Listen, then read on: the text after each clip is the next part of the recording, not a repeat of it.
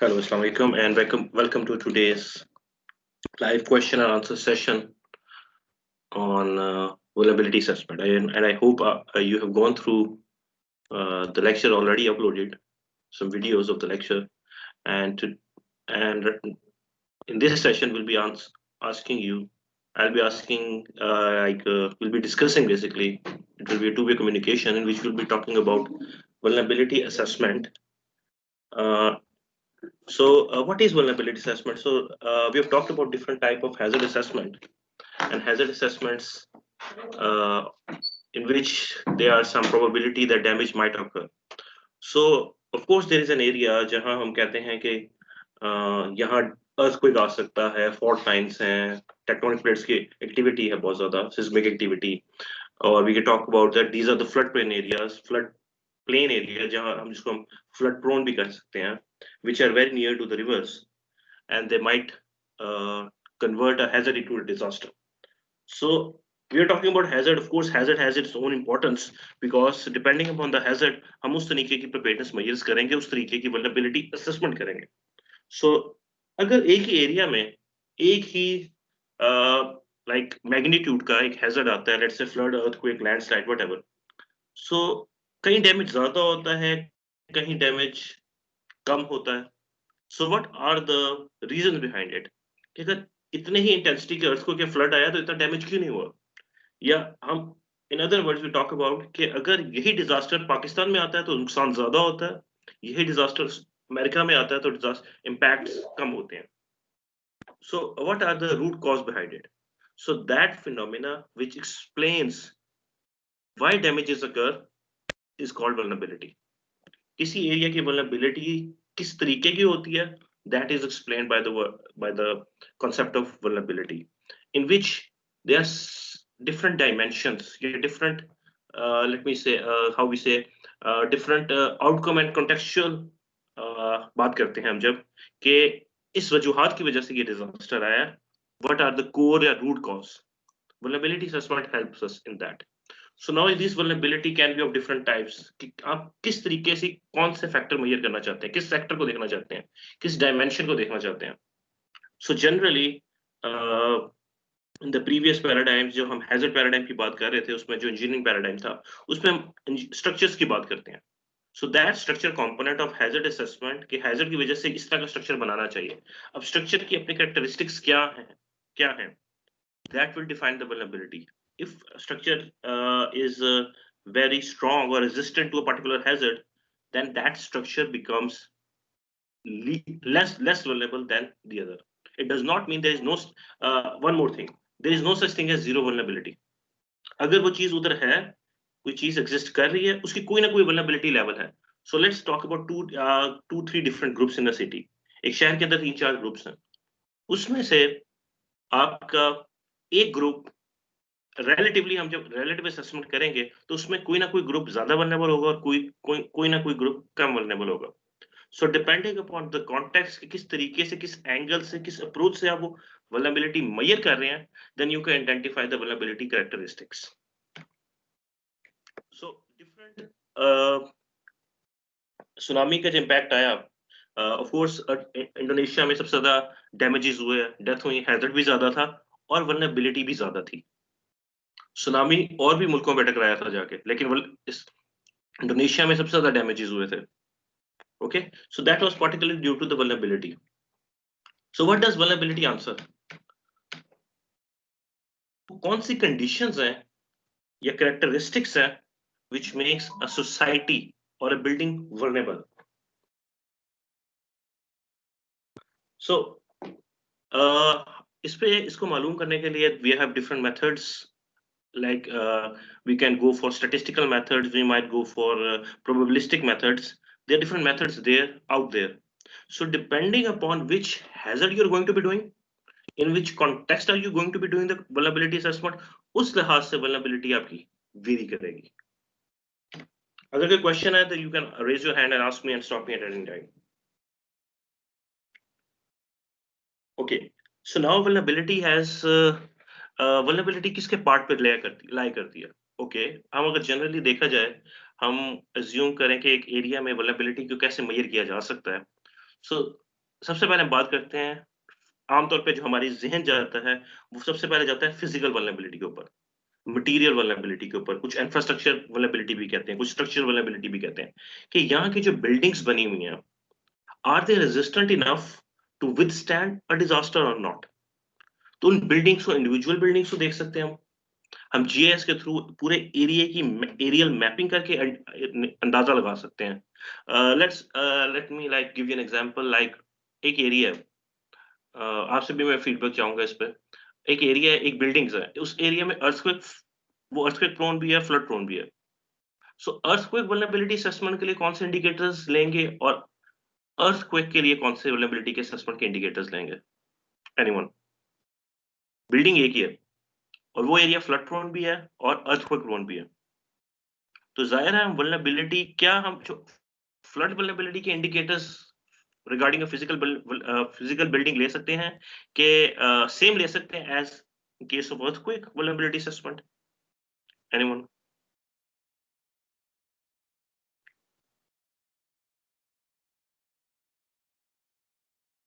Okay, yes Samad.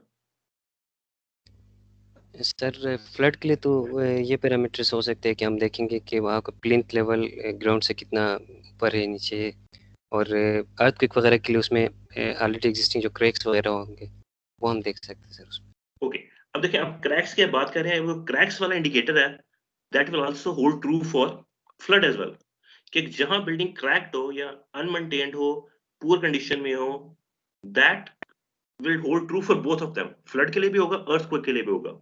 लेकिन कुछ indicators, मतलब let's say height of the building, height of the building, generally height अगर ज्यादा होगी फ्लड की, तो लोगों के पास इवैक्यूएशन का मौका होगा, they can shift to upper floors. So flood से let's say to some extent बचा जा सकता है। लेकिन अर्थक्वेक के निस्बत में क्या हाइट ऑफ द बिल्डिंग आपकी वल्नरेबिलिटी एनहांस करती है कि नहीं करती? बिल्डिंग जितनी ज्यादा ऊंची होगी, हो सकता है ज्यादा सा फोर्स करने में उसमें वाइब्रेशन ज्यादा होगी, वो ज्यादा जल्दी कोलैप्स कर सकती है। So depending upon the hazard, your vulnerability indicators change. तो अभी मैं फिजिकल वल्नरेबिलिटी की बात कर रहा था। Now let's talk about some other vulnerability, जिसमें हम सोशल वल्नरेबिलिटी की बात करते हैं। एक घर में कितने लोग रह रहे हैं? 5, 6, 7, 10, 15, जितने ज्यादा लोग होंगे उतनी सोशल वल्नरेबिलिटी ज्यादा होगी। बूढ़े कितने हैं, बच्चे कितने हैं? So these kind of indicators that they would enhance your vulnerability. Okay, enhance or like reduce, if they are not there, then reduce the vulnerability. So हम जब comparative analysis करते हैं, we usually, अब हम जब vulnerability assessment करेंगे तो हम compare करेंगे, या तो buildings को आपस में compare कर लें, areas को compare कर लें, like household level पे कर लें, individual level पे कर लें, institution level पे कर लें. So we can find out कि दो, let's talk about like let's give an example, एक city A है, एक city B है. ओके, सिटी ए लेस वल्नरेबल है सिटी बी से। सारे ए के इंडिकेटर्स लिए हैं मैंने, सिटी ए को मेजर करने के लिए, सिटी बी को मेजर करने के लिए भी। अब सिटी बी में कुछ ऐसे इंडिकेटर्स हैं जिसने उसको ज्यादा वल्नरेबल बना दिया। सो हम वो पॉइंट आउट करेंगे कि देखो सिटी ए में अगर ये इंडिकेटर स्ट्रांग है तो सिटी बी में भी हो सकते हैं। So what we do, we go for resolving those indicators जिनकी जिनकी वैल्यूज बेहतर करके हम वल्नरेबिलिटीज बेहतर बना सकते हैं। Okay, coming back to the physical character vulnerability wali baat, we will also discuss these indicators when we go into the dimensions. So basically, vulnerability is defined as the inability to withstand an external threat. ठीक है, कोई भी चीज, अगर आपका system, let's say आप बीमार बहुत जल्दी हो जाते हैं, व्हाट डज इट मीन? आपकी वल्नरेबिलिटी ज्यादा है, राइट? वल्नरेबिलिटी से, जिसने हम वल्नरेबिलिटी को तीन बातों में किया, vulnerability, exposure, sensitivity and capacity sometime.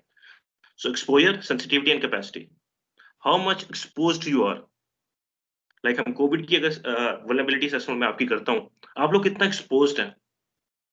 Then आपके पास तो sensitivity, आपकी कितनी immunity है to withstand a certain let's say pandemic या flu. Okay, then capacity, have you prepared enough? Have you put on your mask? Have you put on अपने hand sanitizer इस्तेमाल करते हैं? Those are capacity measures.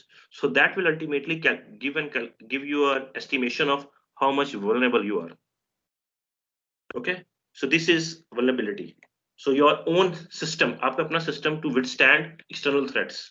अब वो system क्या है, आप इंडिविजुअल लेवल पे देख रहे हैं, एक हाउस होल्ड लेवल पे देख रहे हैं, सिटी लेवल देख रहे हैं, प्रोविंशियल लेवल देख रहे हैं, नेशनल लेवल देख रहे हैं, it all depends upon your system और किस एंगल से दे रहे हैं। Are you only looking into the economic systems, social system, institution systems, तो ये सिस्टम कौन सा देख रहे हैं आप? So that also like falls in the part of vulnerability. Okay, so there are different definitions out there with some time overlapping, but no consistency. So right now there is no universally acceptable definition because IPC में vulnerability की थोड़ी सी very कर जाती है और आपकी climate change के लिहाज से थोड़ी सी वेरी कर जाती है। And these are some different components of vulnerability, you can say, or another angle to describe vulnerability. An exposure to natural hazard, self-susceptibility, and the capacity to withstand. So any questions till now? Any question about vulnerability?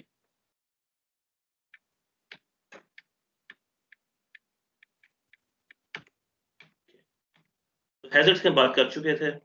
So depending upon your hazard, your vulnerability assessment change. So there are different hazards.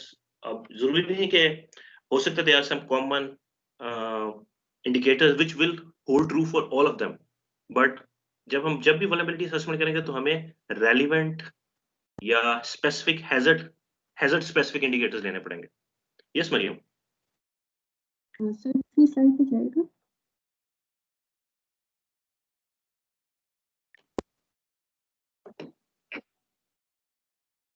Sir जहाँ पे capacity की definition, sir इसमें capacity की definition में absorb और कोप लिखा है which is adaptation. तो मुझे थोड़ी कंफ्यूजन हो रही थी कि जब हमने ये एग्जांपल डिस्कस किया कि मास्क और प्रिकॉशनरी मेजर्स हम लेते हैं तो उससे हम कोप कर रहे हैं. Yes, we are coping with that. अच्छा, कैपेसिटी की दो डेफिनेशन है ना, कोपिंग एंड अडेप्टिव. कोपिंग ये है कि at the spot, at the moment आप कितना उससे रिएक्ट कर रहे हैं, किस तरीके से उसको रोक रहे हैं, दैट इज कोपिंग कैपेसिटी. या ओवर अडेप्टिव कैपेसिटी है इन द लॉन्ग टर्म, अपने आप हैबिट्स इस तरीके की डेवलप कर लेती हैं कि वो आप अडेप्ट कर जाते हैं एक चीज के ऊपर, दैट इज अडेप्टिव कैपेसिटी. जो वर्ड अब्सॉर्ब का मैंने वर्ड यूज किया, that is basically towards the phenomenon of resilience. Resilience की डेफिनेशन कहती है हमें to absorb, withstand and come back to the original position, that is resilience. Sir इस resilience में ये सेंसिटिविटी में नहीं आ जाएगा? क्या चीज? ये जो एब्सॉर्ब करने की एबिलिटी है. अब्सॉर्ब, ओके, लेट्स से आपके एक एरिया में फ्लड आ गया, लेकिन आपके एरिया में इतनी दफा फ्लड आ चुका है, अभी उसको यूज टू हो गए मैं, तो आपने अपनी सारी हैबिट्स या लाइफ उसके अराउंड शिफ्ट कर लिया. सो आपने उसको अब्सॉर्ब कर लिया अपने अंदर, सोसाइटी में अब्सॉर्ब कर लिया जी. ये सीजन आ रहा है बारिशों वाला, तो अपने आप के चले जी शेड्स चेक कर लें, ये चीजें चेक कर लें. तो डिफरेंट आप लेट्स से मेजर्स लेते हैं दैट आप उसको अब्सॉर्ब करने के लिए रेडी हो जाते हैं. सो that is concept of absorption. ठीक है. सो मोर और लेस ये बड़े सिनोनिमस वर्ड हैं, लेकिन most of the time depending upon the context ये वेरी कर जाएंगे. अगर मैं क्लाइमेट चेंज की वल्नरेबिलिटी असेसमेंट कर रहा हूँ तो average capacity means adaptive capacity. अगर मैं फ्लड का कर रहा हूँ यानी कि प्री डिजास्टर या during disaster, that is coping adaptive. और उसके अलावा मैं कोई मेजर ले रहा हूँ, पॉलिसीज बना रहा हूँ, that can like it all. अगर हम डेफिनेशन में जाएं रेजिलियंस के, there are so many different words to describe one phenomena. Okay, any other question?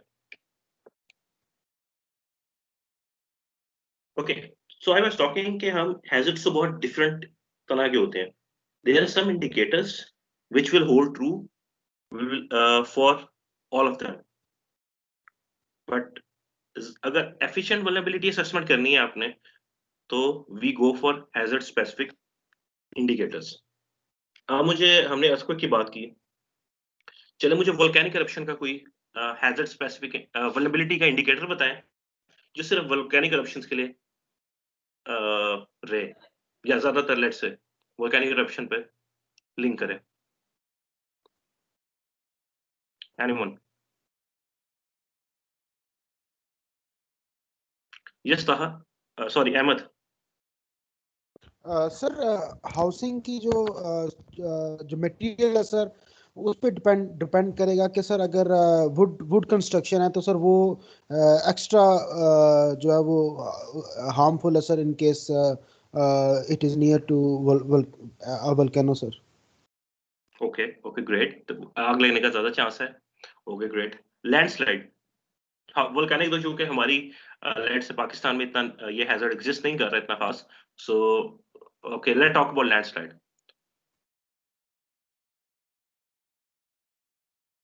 Yes, anyone? Landslide relevant vulnerability indicator?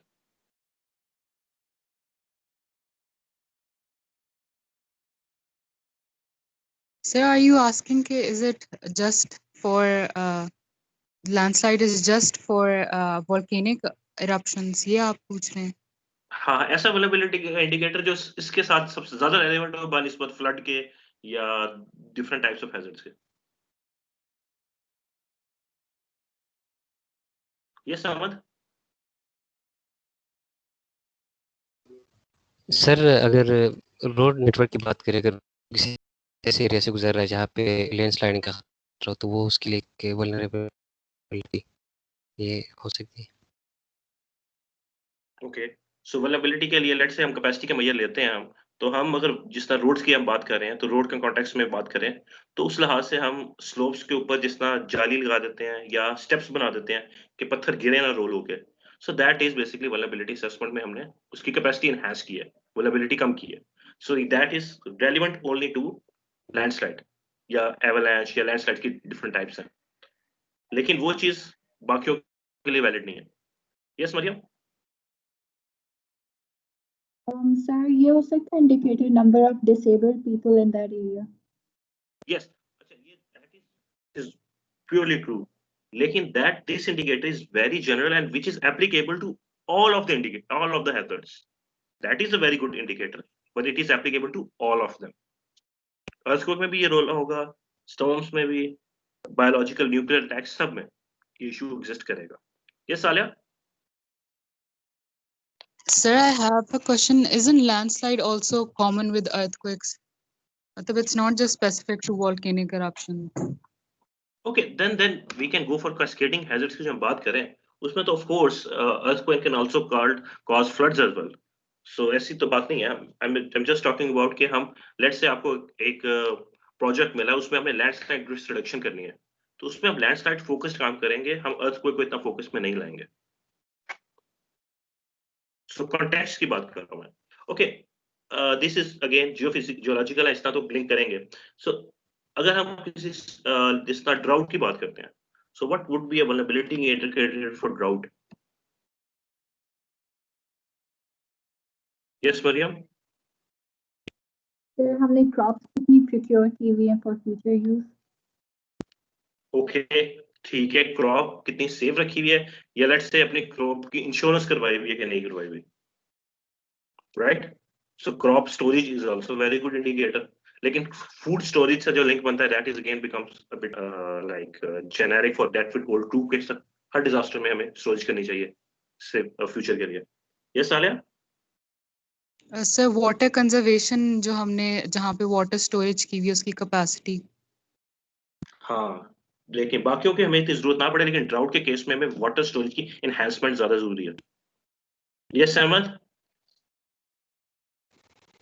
Sir जो non natural I mean sir जो rain water पे dependent sources नहीं है sir water के, sir वो कितने हैं sir उस एरिया में, और उनका कितना मतलब अमल दखल है, तो सर वो भी वल्नरेबिलिटी के जो इफेक्ट है सर उसको एनालाइज करेगा sir.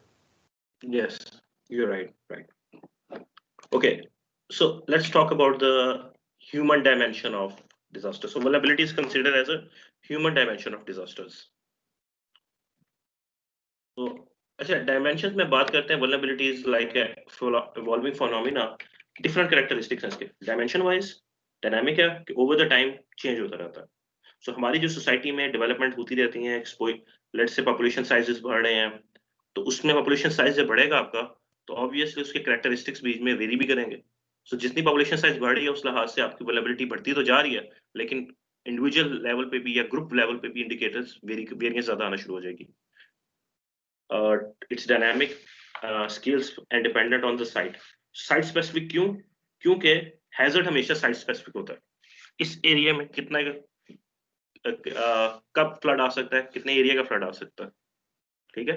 So different dynamics, different scales, इस पे हम बात कर चुके हैं. डिफरेंट सेक्शन आप हाउसिंग के पॉइंट ऑफ व्यू से करना चाह रहे हैं assessment, health, education, energy. So different sectors are involved in this vulnerability assessment.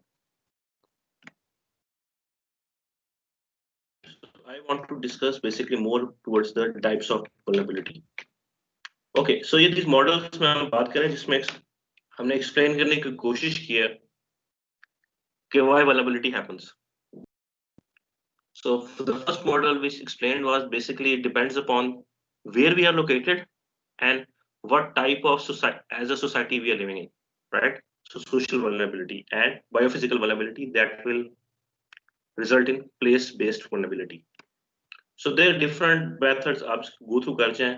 I think आपने अगर lecture लौट के सुना है तो उस पे I have mentioned a lot of these details. I'm also giving you reference of these frameworks. You can browse it at your convenience.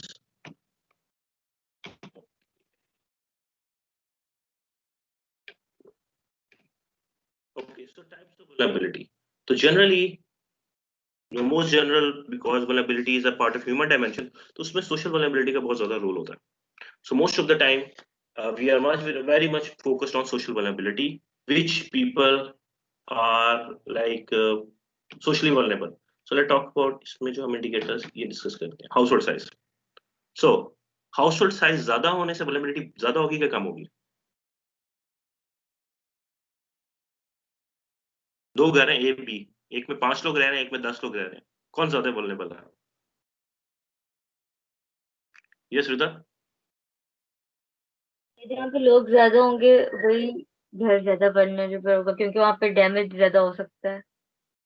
हाँ, उनकी इवैक्यूएशन में मसला हो सकता है, उनकी नीड्स डिफरेंट हो सकती हैं. हाँ. Yes. Now it becomes very interesting scenario as well कि हो सकता है अगर 10 बंदे हैं तो हो सकता है उनकी कैपेसिटीज भी ज्यादा हो, उनकी इनकम पावर अच्छी हो, एजुकेटेड ज्यादा हो, तो वो प्रोबेबिलिटी भी बढ़ जाती है. सो समटाइम्स लाइक आप पास्ट एक्सपीरियंस की मैं बात करता हूँ, पास्ट एक्सपीरियंस विद फ्लड या I think I gave you an example before, I don't know if I remember. Age की बात करते हैं, सॉरी, एज ज्यादा होने से वल्नरेबिलिटी बढ़ती है कि कम होती है?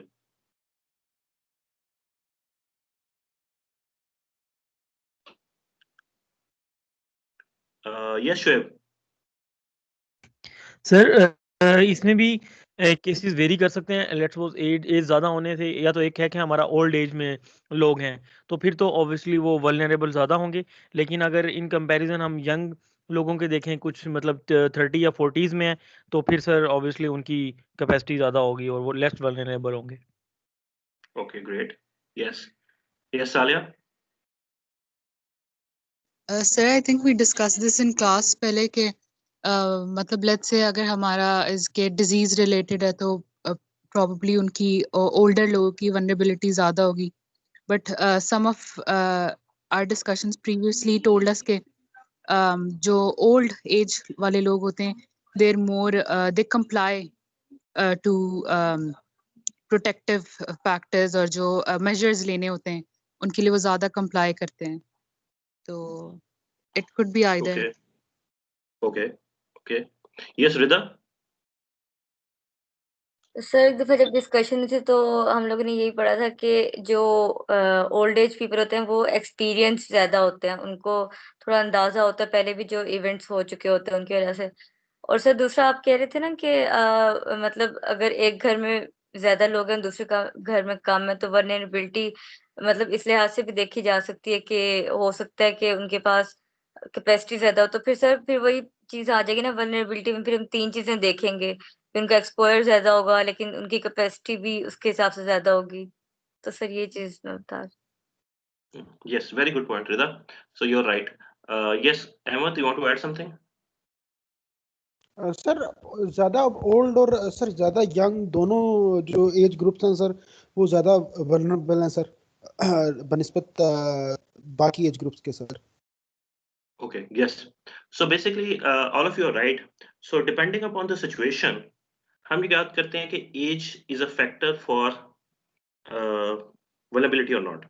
Okay, when we are talking about, हम research करें evacuation point of view से, हम अपने इस एरिया की evacuation पे बेहतर करना चाहते हैं, उस लिहाज से age is problematic because people are very reluctant.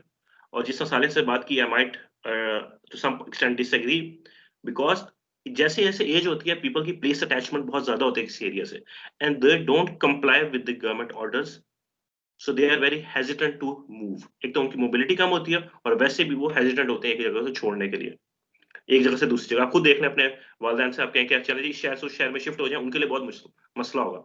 आप यंग हैं, आप शिफ्ट हो जाएंगे इजीली, आप नए एरिया में जाके रह भी लेंगे. So that is also plays a role. हाँ, जहां तक हम एक्सपीरियंस की बात है, रहता है कि that is also good point. तो उसके लिए हम क्या करते हैं, हम तीन चार इंडिकेटर्स में ब्रेक डाउन कर देते हैं. नंबर 1, जिसना एज वाली बात की, ऑब्वियसली जिसकी एज ज्यादा है they are more vulnerable. Then we ask another question, have you any past experience with this type of disaster या हैजर्ड? अगर वो कहेंगे यस, तो वो हम कैपेसिटी में ले जाएंगे. तो हमें इसमें क्वांटिफाई करने के लिए बड़ा लॉजिकल ऑर्डर में देखना पड़ता है कि हम किस किस तरीके से ब्रेक डाउन कर सकते हैं. Past experiences, knowledge is awareness, उनके risk perceptions, are they ready to move or not? So when we break down, और जब हम ज्यादा चीजें break down करेंगे तो we can estimate vulnerability in a better way. So every indicators को जरा critically सोचें, ज्यादा अच्छा भी ज्यादा भी. अब जिस तरह household size की मैं बात कर रहा था, हम कि एक में 5 है, एक में 10 है. चले एक्सपोजर के लिहाज से वाकई कि जी जहां 10 बंदे होंगे वहां एक्सपोजर ज्यादा है बनिस्बत 5 बंदों के. अब देखिए उन 10 घर में 4 बंदे कमाने वाले हैं, इस घर में 5 बंदों में सिर्फ 1 बंदा कमाने वाला है, राइट? तो यहाँ इसको हम कहते हैं इकोनॉमिक डिपेंडेंसी. तो इकोनॉमिकली जब people within 10 household they are better than the people living in 5 person household. So अगर हम इकोनॉमिक वल्नरेबिलिटी की असेसमेंट कर रहे हैं तो उसमें ये चीज हम उल्टा लेंगे. तो हम क्या करेंगे, हम एक और इंडिकेटर पूछेंगे, how many people of you are earning, how many of people are earning outside the house, outside this flood prone area. इस घर में सिर्फ गवर्नमेंट से पैसे आ रहे हैं या आपके डिफरेंट सोर्सेज है, लाइक कोई बिजनेस कर रहा है, कोई गवर्नमेंट जॉब कर रहा है, कोई एग्रीकल्चर से पैसे आ रहे हैं, किसी को बाहर से रेमिटेंसेज आ रही हैं. सो जब ये 4-5 डिफरेंट चीजें आ जाती हैं तो हम कहेंगे 10 बंदे तो ज्यादा हैं लेकिन इनकी इकोनॉमिकली कम वल्नरेबल है, सो उनकी वल्नरेबिलिटी कम हो जाएगी उस लिहाज से. So we try to break down as many indicator as possible. So जितने ज्यादा इंडिकेटर्स होंगे, जितनी अच्छा ज्यादा सैंपल्स होंगे, उतना अच्छा हमारा एस्टिमेट होगा वल्नरेबिलिटी असेसमेंट का. सो 1 या 10 या 4 या 5 इंडिकेटर लेके हम वल्नरेबिलिटी असेसमेंट कभी नहीं कर सकते, because again I was telling you शुरू में भी, vulnerability is a very multi dimensional, multi faceted concept and a phenomena. Okay, so clear? Any question, anything to add or comment, suggest? Family type joint है आपकी, like is it single family, joint family है, like this kind of stuff के. अगर उसमें भी again house hold size तो ज्यादा हो गया, लेकिन इस क्वेश्चन में अगर जॉइंट फैमिली सिस्टम है then they have more resources to tackle a disaster. अगर सिंगल फैमिली है तो उनको नहीं पता मैंने किधर जाना है, क्या करना है. जॉइंट फैमिली में आपके उतने ही अच्छे सोसाइटी के साथ लिंक्स अच्छे होंगे, सोशल नेटवर्किंग ज्यादा अच्छी होगी अगर जॉइंट फैमिली है. So that also plays a very vital role. Female male ratio, generally it is in case of Pakistan at least, अगर ये female male ratio ज्यादा हो तो क्या है, vulnerability कम होगी ज्यादा होगी? Anyone?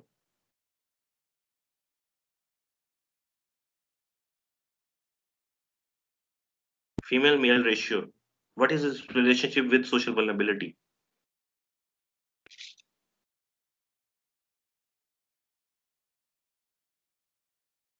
Yes, Ahmed. सर ज्यादा हो सकती है sir. Yes, okay. Rida? Sir Pakistan के केस में ज्यादा हो सकती है क्योंकि यहाँ पे ज्यादातर फाइनेंशियली इंडिपेंडेंसी भी देखें तो सर फिर वो मेल मतलब कम वल्नरेबल होंगे इकोनॉमिकली अगर देखें तो अगर फीमेल मेल रेशियो ज्यादा हो जाती है तो मतलब फीमेल ज्यादा है तो वो फाइनेंशियली मतलब उस तरह से नहीं होंगी, वीक होंगी।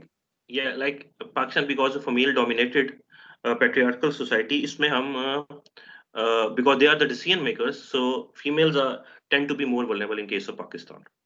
और ये अगर हम कहेंगे जी नहीं डेवलप कंट्रीज में ये चीज नहीं एग्जिस्ट होती, ये इंडिकेटर नहीं होगा, तो सम एक्सटेंट में कुछ केसेस में ये चीज even find out in some studies that is also hold true for developed countries.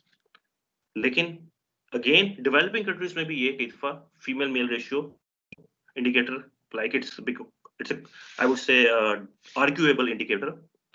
So it again depends upon the indicator. उसके लिए हम क्या करेंगे, अगर हम उसके लिए हम पूछते हैं एक question, planners would be aware of it, female headed households.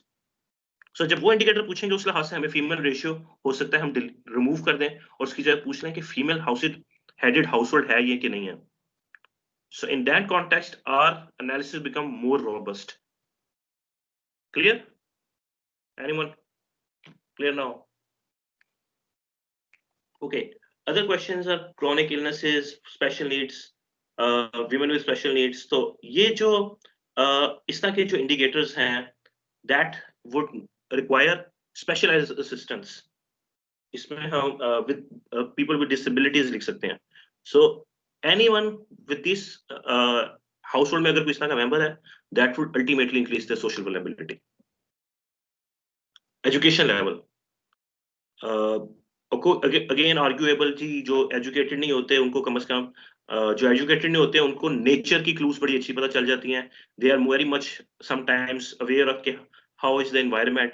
जिस तरह ऊपर तो education में जब हम बात करते हैं generally most of the time house like rural area में मैं जाता हूँ ना, जब गया मैं analysis करने, so जो आपके least educated लोग थे they were, उनके risk perception ज्यादा अच्छे थे, उनको पता है फ्लड आना है, किस तरह करना है, क्या करना है, उनको ज्यादा प्रिपेयर्डनेस थी बनिस्बत जो कि एजुकेटेड थे. लेकिन in context of urban flooding या अर्बन एरियाज में हम एजुकेशन लेवल को हम जब चेक करेंगे, सो हर इंडिकेटर को हम चेक कर सकते हैं, इन लोगों का हम कोरिलेट कर सकते हैं with their perceptions. So then we can find out कि ये सोशल वल्नरेबिलिटी इंक्रीज कर रही है कि डिक्रीज कर रही है. So in case of generally it is assumed that higher your education level more prepared you are, but that does I mean मैं आपसे चले बात करता हूँ कि इस तरह सवाल पूछता हूँ कि आप में घर में किस किस के पास फायर एक्सटिंग्विशर पड़ा हुआ है कि नहीं. फायर अगर घर में आग लग सकती है, फायर एक्सटिंग्विशर किसने घर में रखा हुआ? Anyone?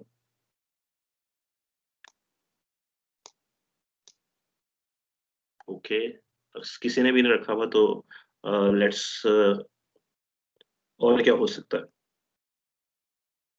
First aid kit at a designated place, first aid kit.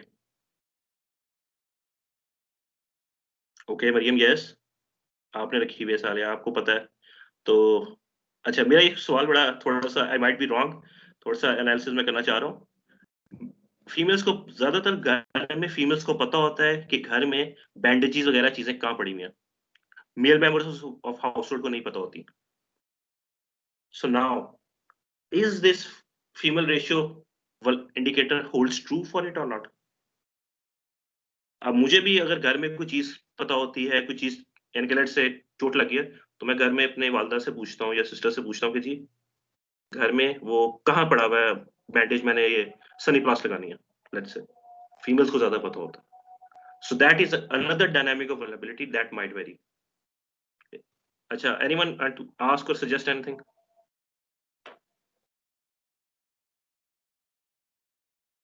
Yes Rita.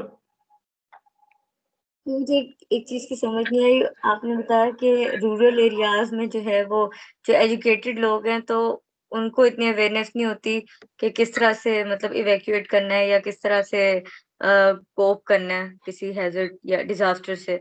Sir इस चीज की समझ नहीं आई कि जो अनएजुकेटेड हैं वो लोग ज्यादा कैसे कर सकते हैं? ओके, रूरल एरियाज में लोगों को, यानी कि लेट्स एक्सपीरियंस है मेरा, इट इज अगेन स्टैटिस्टिकली अगर मैं देखूं या इन सबको ऐड अप करूं तो उसमें ये मेरा हाइपोथेसिस रॉन्ग हो सकता है। लेकिन अगर मैं इंडिविजुअल किसी लोगों से मिलूं, कुछ लोगों से मैं मिला हूं, तो इट्स नॉट ऑलवेज ट्रू। मेरा बात ये है, समटाइम्स योर yes illiterate या uneducated people, they are more ready to accept, they are more ready to let's say evacuate। उनकी परसेप्शन नॉलेज ज्यादा होती है बनिस्बत दूसरों की, क्योंकि वो पूछते रहते हैं।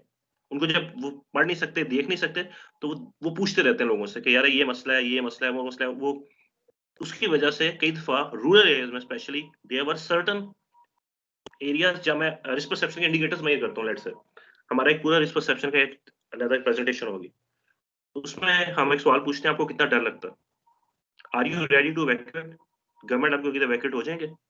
तो कई दफा एजुकेटेड हाउस होल्ड कहते हैं नहीं नहीं मुझे पता है, जो मैं कर लूंगा, मुझे पता है मैंने क्या करना है। जो अनएजुकेटेड पर्सन था वो कहता है मुझे तो नहीं पता, क्योंकि उसने कभी चीज पढ़ी नहीं, वो कहता है मुझे पता है, मैं वो कर लूंगा। So they are ready to comply with the government instructions when educated household. But again, I'm telling you that is not generally, it is not true for if we take a large enough sample size. So generally assume नहीं कह रहे, लेकिन there are individual cases in which least educated people are more ready to accept change as compared to educated people, because they sometimes overthink. Educated people overthink ज्यादा करते हैं कई दफा। Clear खुरीदा, मेरा पॉइंट समझ आया आपको? यस सर, समझ आ गया। हाँ, लेकिन जनरली अगर आप किसी को कहेंगे ना ये एजुकेटेड पीपल नहीं है, उसको ये मत, उसके लिए होल्ड नहीं करता आर्गुमेंट। सो जनरली जब भी बात करनी है, आपने ये कहना जितना पढ़ा लिखा बंदा ज्यादा होगा उतना वो अवेयर होगा, नॉलेज होगा, क्योंकि उसके पास सोर्सेज ऑफ इंफॉर्मेशन वो खुद सीक आउट करके पढ़ सकता है, ढूंढ सकता है। यस एग्जैक्टली, इसी चीज का ही मुझे इशू हुआ था कि ये कैसे हो सकता है कि एक ओवरऑल होता है, लेकिन they are rare examples, rare instances in which sometimes it happens as well. So you have to be very much critical. आप ये पता कहें जी ये सारे एरिया एजुकेटेड है, इधर कोई मसला नहीं होगा जी, इधर कुछ नहीं होगा, वहां सबसे ज्यादा डेथ्स हो जाती हैं। तो क्या हुआ, हमने क्रिटिकली वल्नरेबिलिटी असेसमेंट सही तरीके से उस एरिया की नहीं है, ये जूम करके कि जो लोग तो पढ़े लिखे हैं, वो हम एक वर्ड अक्सर यूज करते हैं, आई डोंट नो आप कन्वर्सेशन में कभी आया कि नहीं, पढ़ा लिखा जाए, right? So they are people there which are educated but their perceptions are very poor, they are very, क्या कहेंगे, रिलक्टेंट, हेजिटेंट, या व्हाट वुड आई यूज, के वो अपनी टच से मस नहीं होते, जो वर्ड मैं जो ढूंढ रहा हूँ। Okay, anything to add, anything? So हम इस इंडिकेटर्स के ऊपर generally with my students, when I do the vulnerability assessment with my students, I have to be very critical with each indicator. अब देखें, living in community in years, does it have a बताएं positive negative correlation?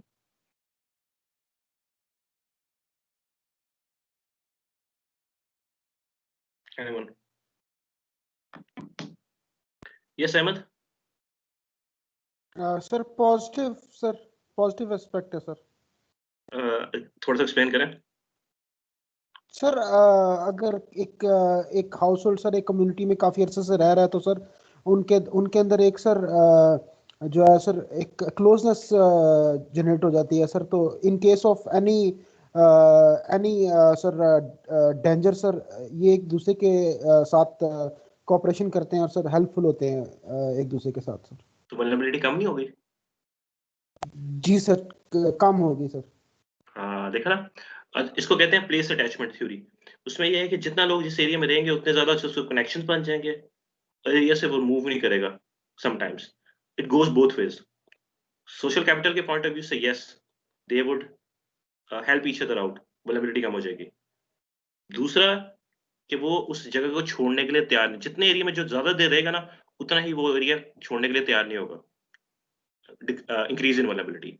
हाँ, जितनी देर से इस area में रह रहा है उसको पता है कहाँ से फ्लड आएगा, या लेट से कहाँ से ये हैजर्ड आ सकता है और मैंने क्या करना है, ये भी एक इशू है। So that again depends upon what आपने और इंडिकेटर्स लिए कि नहीं लिए।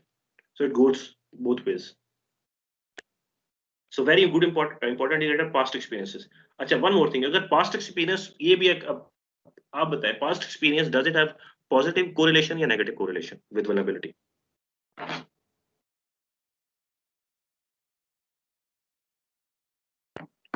Yes, Ahmed.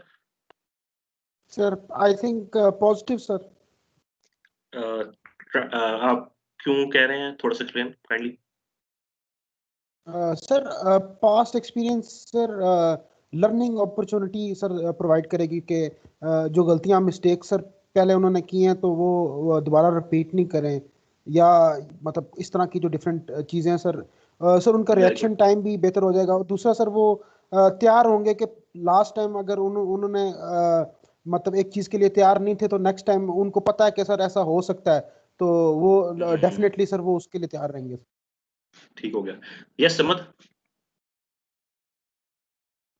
सर इसमें पास्ट एक्सपीरियंसेस में सर एक तो ये भी हो सकता है कि फ्लड्स के केस में मतलब ये है कि सर पहले से उनको पास्ट एक्सपीरियंस के हिसाब से वो अपनी कंस्ट्रक्शन या जो भी चीज़ें हैं वो एक खास साइड पे करते हैं जो फ्लड प्रोन्स एरियाज होते हैं वहाँ से दूर कर लेते हैं. लेकिन कभी कभार इस तरह भी होता है सर कि वो फ्लड जो है अनप्रिडिक्टेबल है, तो कभी कभार वो अपने जो ओरिजिनल रूट से वहाँ से नहीं आते और किसी और जगह से आते, तो इसमें डिस्ट्रैक्शन और भी ज़्यादा हो सकते हैं, तो इसमें वल्नरेबिलिटी इंक्रीज भी हो सकती है sir.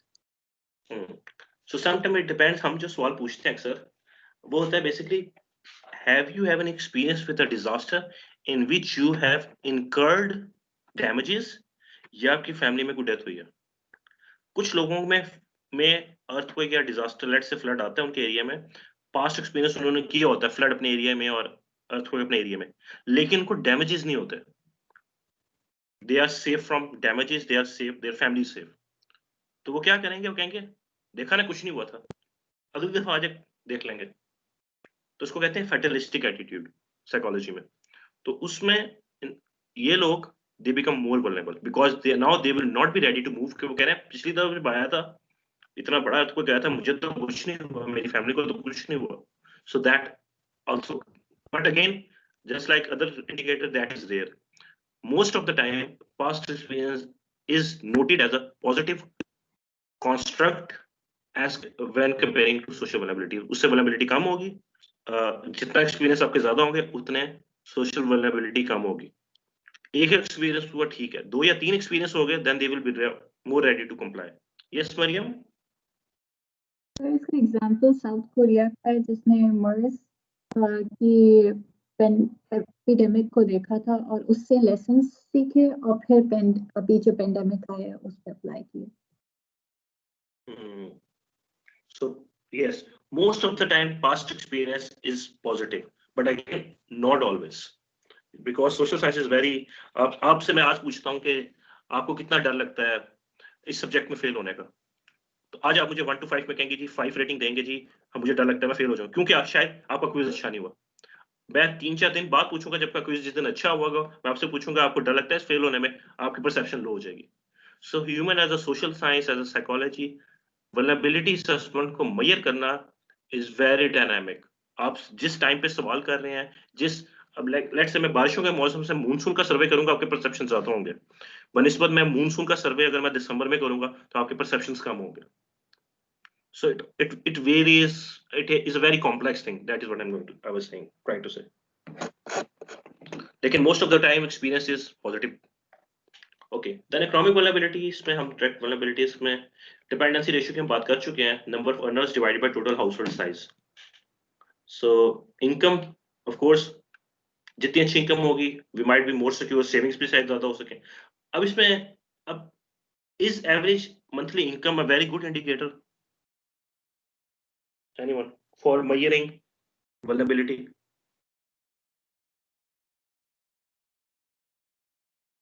Anyone?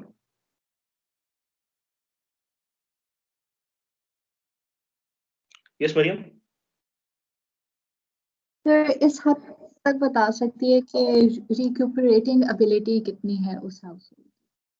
Okay, so basically हमें जो right indicator would have been income per capita.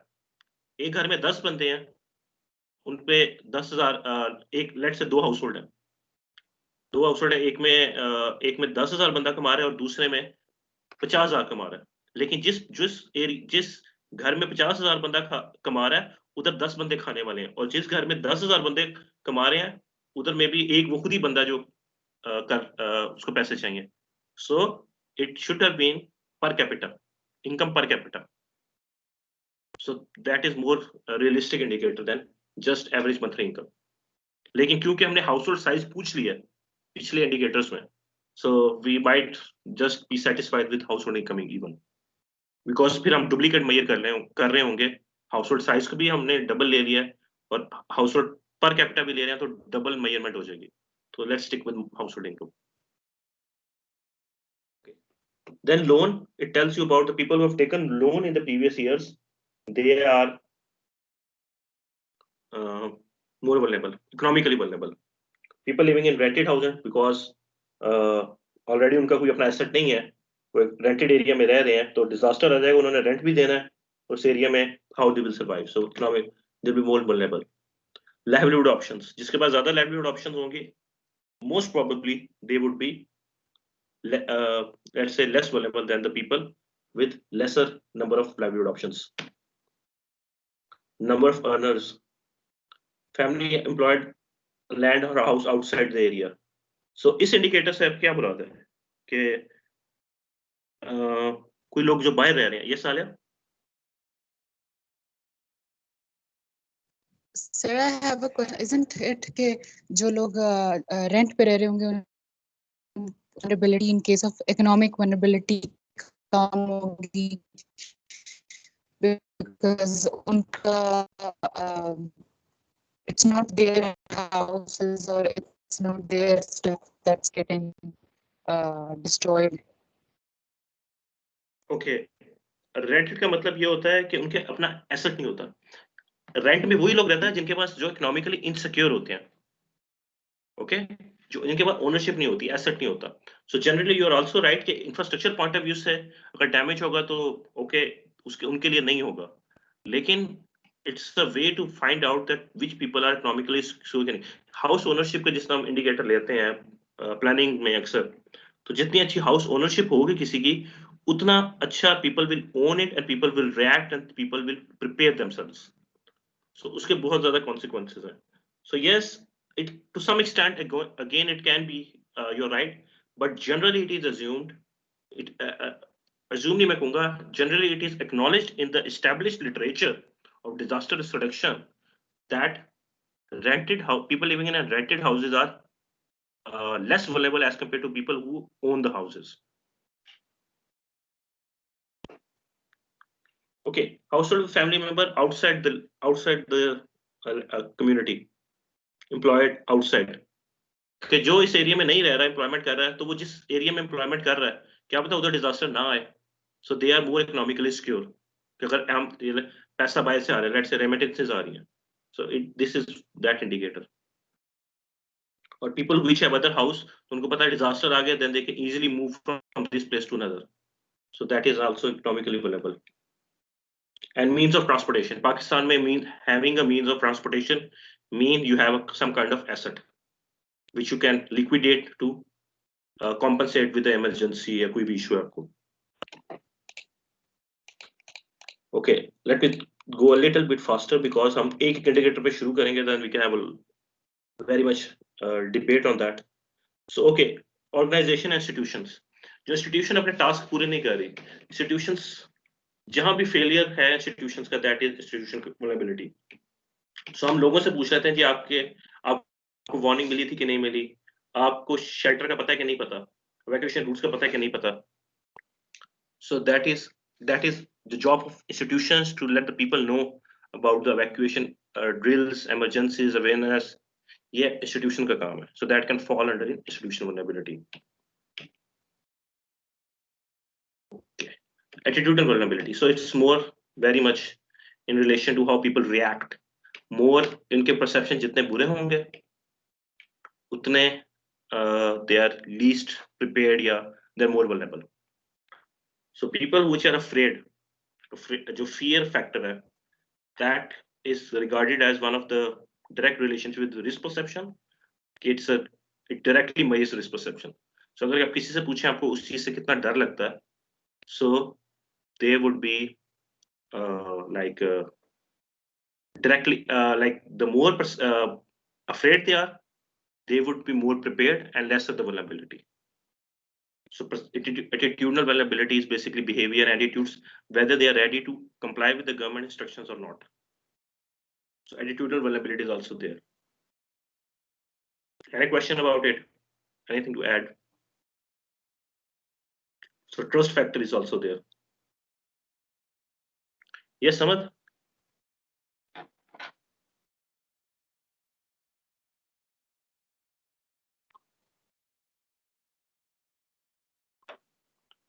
समझ आपकी आवाज नहीं आ रही.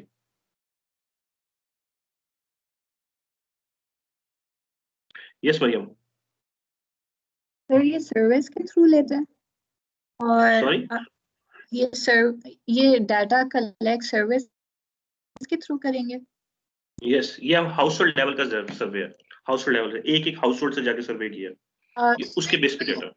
इस तरह का सर्वे पाकिस्तान में होता है, क्योंकि मैंने तो कभी इस तरह का सर्वे नहीं किया. ओके, द पॉइंट इज कि पाकिस्तान में ये स्टडीज बहुत कम हुई हैं, बहुत रेयर है. सो पाकिस्तान में तो डिजास्टर पे काम ही अब शुरू हुआ इन द लास्ट 5 years. अब अभी मुझे स्टडी खोल के देखें तो रेयर आपको हो सकता है कभी कोई जिस तरह कोई रेयर इवेंट आता है. 2005 में तो आपका अर्थक्वेक के बाद एनडीएम एस्टैब्लिश हुई है 2010 में. तो अभी तो हमने देखिए इसको एक्नॉलेज करना शुरू किया है कि डिजास्टर भी कोई चीज है और हमें इसके खिलाफ कुछ करना चाहिए. Before that we were not very much concern with it. तो रिसर्च तो पाकिस्तान में डिजास्टर पे बहुत ही कम है. आपको कोई आर्टिकल मिल जाएंगे, न्यूज़पेपर मिल जाएंगे, लेकिन रिसर्च पेपर्स बहुत कम है पाकिस्तान में. ये समझ. सर मैं ये पूछना चाह रहा था सर कि ये रिलीजियस जो वो है मिथ्स वगैरह है, रिलीजियस वल्नरेबिलिटी जो है वो भी इसी के अंदर आएगी कि लोग क्योंकि मानने के लिए तैयार ही नहीं होते कि क्लाइमेट चेंज हो रहा है या इस तरह के फिनोमेनन्स हो रहे हैं, वो कह रहे सब जो है वो नेचुरल है. हाँ, so yes, that is attitudinal vulnerability. So when people are not ready to accept कि ये हम इसको कंट्रोल कर सकते हैं, then they will be like, that is called fatalistic attitude. So yes, so in Pakistan ये मुझे स्टडी कोई नहीं मिली जिसने रिलीजन के ऊपर कोई स्टडी की हो, रिलीजन या डिजास्टर के ऊपर लिंक किया हो अभी तक. Okay, and regarding the miss Mariam, अगर आपको ये सर्वे वगैरह ये रिसर्च हुई है, if you want to know, ये आपको शेयर कर सकता हूं मैं research. Environmental vulnerability, again, environmental vulnerability there is then again कि आप जिस एरिया में रह रहे हैं आपने अपने लैंड के साथ क्या हालत की हुई है, डिफॉरेस्टेशन की हुई है, क्या किया हुआ है. तो लैंड के साथ जो आपने सलूक किया हुआ है, then land has become more vulnerable or less vulnerable, especially in case of tsunami, this landslides. आप डिफॉरेस्टेशन करते हैं, so you are opening like flash flooding भी उससे ज्यादा हो जाती है, उससे लैंडस्लाइड के चांसेस भी ज्यादा हो जाते हैं. So this is like some areas are over cultivation even sometime.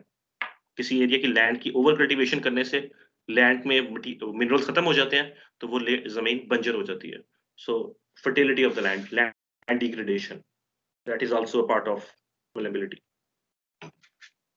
Then is a physical vulnerability. इसमें आप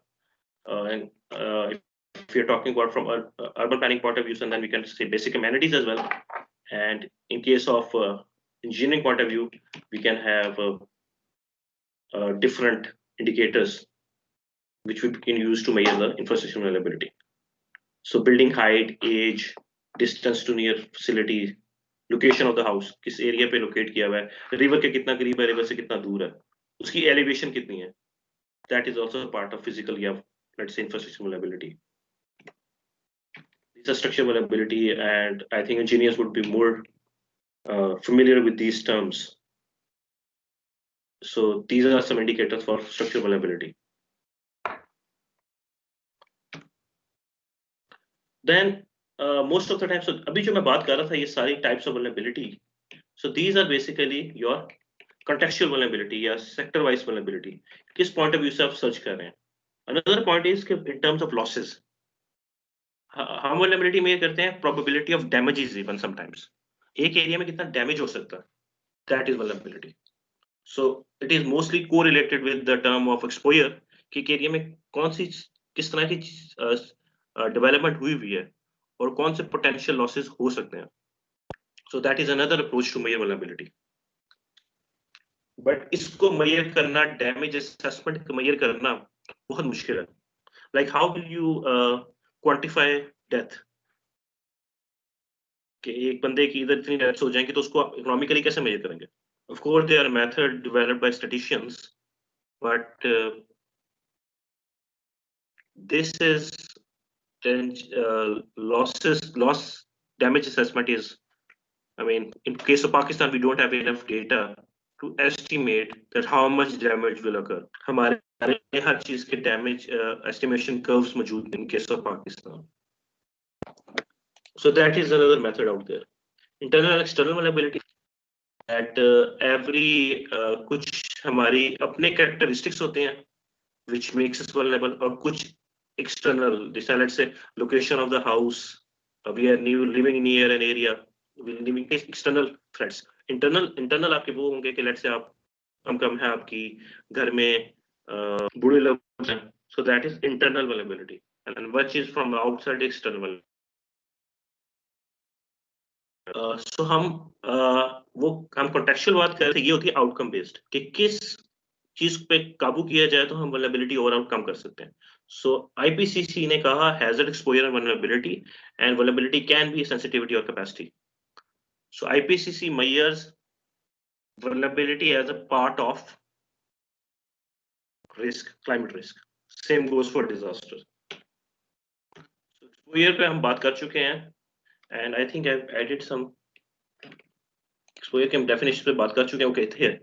अब जो कुछ इंडिकेटर जो मैंने बात की थी आपसे, सोशल वल्नरेबिलिटी में या वो same indicators can be reclassified into the concept of exposure sensitivity and capacity. Like here, household size was a part of social vulnerability, and location of the house is now a part of, which was part of physical vulnerability या environmental vulnerability में ले जाएं आप. Here it can be part of exposure sensitivity. So two different approaches. One is contextual vulnerability approach, which is social, economic, infrastructure, institutional, attitudinal, and another is outcome based, exposure, sensitivity, and capacity. We are doing it in terms of IPCC framework. So different अब आजकल और लोगों ने और different तरीके से भी major करना शुरू कर दिया है. Human capital, natural capital, social capital, economic capital, ये भी एक कैटेगरीज है. फिर कुछ उन लोगों ने इस तरह भी डिवाइड किया हुआ है, health vulnerability, industrial vulnerability, educational vulnerability. So लोगों की डायमेंशन वाइज कैटेगोरिकल क्लासेस के डायमेंशन लोग चेंज कर लेते हैं, लेकिन आपके कोर इंडिकेटर्स इस तरह के होते हैं. वो आप सोच सकते हैं कि इसको मैं किस कैटेगरी में एडजस्ट कर सकते हूँ या किस एंगल से मैंने वल्नरेबिलिटी मेजर करनी है. That's all up to you. Clear? Any question? Sensitivity. So these are indicators which were, अब यहाँ से अगर देखा जाए तो these are some, इधर थोड़े से हमने इंफ्रास्ट्रक्चर के भी ले आए हैं, हम इकोनॉमिक के भी ले आए हैं, सोशल वल्नरेबिलिटी के भी ले आए हैं. So sensitivity के indicators, and the same goes for capacity. Indicators, I'll show you the indicators. Yes. So household education level, experience, people who can swim, first aid knowledge, trainings. So that can't be a part of. अगर उस तरीके से देखा जाए तो आप reclassify कर सकते हैं किसी और चीज में, और इधर हम कैपेसिटी में भी इंडिकेटर ले आएंगे. अब यहाँ से हम वन मोर थिंग, कि sometimes when you denote capacity के जो इंडिकेटर आपने डिनोट करने हैं वो पॉजिटिव कॉनोटेशन के होंगे, और जो सेंसिटिविटी के होंगे या एक्सपोजर के होंगे वो नेगेटिव होंगे. क्लियर? सो आपने ये भी, you have to be clear कि इसका रिलेशनशिप डायरेक्टली वल्नरेबिलिटी के साथ कैसा है. कैपेसिटी का इन्वर्सल होना चाहिए हर इंडिकेटर का, और एक्सपोजर सेंसिटिविटी का डायरेक्ट रिलेशनशिप होना चाहिए वल्नरेबिलिटी के साथ. So any question about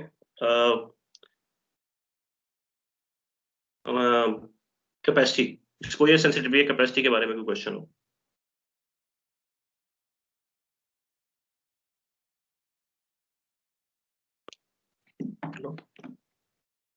ये हम बात कर चुके हैं outcome and contextual. Contextual means socio-economic, political, and outcome is based on exposure sensitivity and capacity. Okay, yes, revealed vulnerability. I think I've told you before that what is revealed vulnerability. Anyone? if they remember what is revealed vulnerability.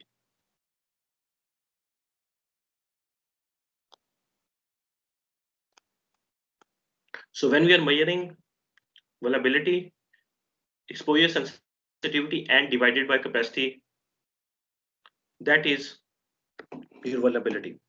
But if we remove the concept of capacity from vulnerability, that is called revealed vulnerability. What is left behind? Exposure and sensitivity.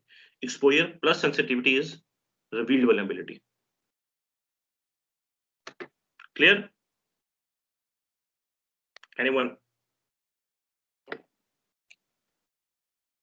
समझ? आपको आवाज clear आ रही है मेरी? मेरे and पे कोई problem तो नहीं है? नहीं सर, आ रही है, क्लियर आ रही है। ओके, तो मुझे लग रहा है आप लोग क्विज देके थक गए हैं probably. Okay, so here there are different methods to measure vulnerability. So one of the common method is to develop to yes Mariam. तो ये जो revealed vulnerability है, ये इसका फायदा क्या होगा अगर कैपेसिटी हम उसमें से माइनस कर देते हैं? ओके, किसी एरिया की हमने किसी एरिया में हमने ये बात करनी है, कैपेसिटीज को तो हम लेट्स से एक एरिया की जो हम जीआईएस के बेस्ड एनालिसिस करते हैं। अब जीआईएस बेस्ड एनालिसिस करने से हमें ऑन ग्राउंड का सिचुएशन तो पता नहीं चल सकती। हम जो जीआईएस के थ्रू एक्सटर्नली जितने वेरिएशन लेट्स से वेरिफिकेशन करते हैं कि कहाँ बिल्टअप एरिया, क्या उसका स्ट्रक्चर की हालत है, ओपन एरियाज कितने हैं, तो उसके लिहाज से हम उसको रिवील्ड वल्नरेबिलिटी के पॉइंट ऑफ व्यू से करें। जीएस के मैक्सिमम जो एनालिसिस होते हैं वो रिवील्ड वल्नरेबिलिटी होती है, वो कॉम्प्रिहेंसिव वल्नरेबिलिटी नहीं होती। सो हमारे रिसोर्सेज कई दफा मजबूर कर देते हैं कि हम सिर्फ रिवील्ड वल्नरेबिलिटी असेसमेंट करें, not go for overall comprehensive vulnerability assessment. So this is just a type of revealed vulnerability. Technically, when I ask my students, I always go for detailed vulnerability assessment because से ज़्यादा अच्छी picture पता चलती है। So just a type out there. Clear? Yes. Yes, Salia, you wanted to add something? Sir इसकी example देते हैं ये रिवील वल्नरेबिलिटी। Example. Okay, मैं जीएस के थ्रू एक एरिया लेट्स से इस्लामाबाद की रिवील्ड मैं वल्नरेबिलिटी असेसमेंट करना चाहता हूँ। अब मुझे पास ये डाटा नहीं है कि लोगों की इनकम कितनी है, लोगों की कितना अवेयर हैं, वो उनकी कैपेसिटीज क्या हैं। तो मैं जीएस के थ्रू एनालिसिस करूंगा, पॉपुलेशन डेंसिटीज निकाल लूंगा यूनियन काउंसिल वाइज। तो उसमें हमें पता चल जाएगा कि एरिया में बिल्टअप डेंसिटी कितनी है, पॉपुलेशन डेंसिटी कितनी है, ये डाटा हमें मिल जाएगा, लेकिन हमें और कैपेसिटी का डाटा नहीं मिलेगा। तो जनरली अब जब भी ये एनालिसिस डाटा आप सेंसस से एक्सट्रैक्ट करते हैं या लेट्स से डेवलपमेंट स्टैटिस्टिक्स की वेबसाइट से एक्सट्रैक्ट करते हैं, तो हमें बता देता है इस एरिया में इतने लोग पढ़े लिखे हैं, इतने लोग पढ़े लिखे नहीं है, इतने ये हैं, इतने वो हैं। तो हमें डिटेल नहीं मिलेगी, लेकिन हम उसको पुट अप कर सकते हैं इन case of vulnerability. So that is revealed vulnerability most of the time. लेकिन हम जनरली अगेन आपको इस तरह की स्टडी नहीं मिलेगी, आपको स्टडी जो मिलेगी वो हमेशा उन्होंने क्लियर कट बताया होगा कि हम एक्सपोजर सेंसिटिविटी कैपेसिटी एनालिसिस कर रहे हैं, ये हमारे कंपोनेंट्स हैं। क्लियर साले? Yes sir. Okay, vulnerability assessment में हम बात करते हैं कि सबसे आजकल लेट्स से जो हम अप्रोच यूज करते हैं वल्नरेबिलिटी असेसमेंट की, those are indicator based. Like अभी जो आपसे एक इंडिविजुअल इंडिकेटर की मैंने जो बात की, that is basically representing an individual indicators जिसको कंबाइन करके हम ओवरऑल वल्नरेबिलिटी असेसमेंट करते हैं। सो आपको ऐसे कितने लोगों को इंडेक्स बनाने का आइडिया? बिकॉज दे नो ये डिफरेंट इंडिकेटर्स हैं, इनकी वैल्यूज डिफरेंट होती हैं, तो हम क्या करते हैं, इनको स्टैंडर्डाइज करते हैं, इनको कन्वर्ट करके स्टैंडर्डाइज या नॉर्मलाइज का वर्ड यूज करते हैं। इसको 0 1 यस नो को जिसना 1 यस किसना ऐड करेंगे, यस को, तो हम कहते हैं 1 की यस को 1 करते हैं, नो को 0 करते हैं। तो 1 को हम ऐड कर सकते हैं, यस को ऐड नहीं कर सकते। So that is called normalization या स्टैंडर्डाइजेशन। इस तरह सब इंडिकेटर्स को हम क्वांटिफाई में कन्वर्ट करके नॉर्मलाइज करके इसको ऐड करके इंडेक्स तैयार करते हैं। तो हमारे पास हर हाउस होल्ड की, हर कम्युनिटी की, हर विलेज की, हर सिटी की स्टैंडर्डाइज एक वैल्यू आ जाती है वल्नरेबिलिटी की वैल्यू। जितनी वल्नरेबिलिटी की वैल्यू हाई होगी उतनी वल्नरेबिलिटी ज्यादा होगी, जितनी कम वो वैल्यू आएगी उतनी वल्नरेबिलिटी कम होगी। इस तरीके से हम आइडेंटिफाई कर देते हैं कि इस एरिया में कितने रिसोर्सेज डिप्लॉय करने चाहिए इन case of disaster response, because उनकी वल्नरेबिलिटी बहुत ज्यादा है। या हम अवेयरनेस कैंपेन स्टार्ट करना चाहते हैं, तो कौन सा एरिया जिसकी वल्नरेबिलिटी बहुत ज्यादा है, तो हम उस एरिया में कैंपेन सबसे पहले करेंगे या उधर रिसोर्सेज अपने डिप्लॉय करेंगे। So that is the whole essence of vulnerability assessment.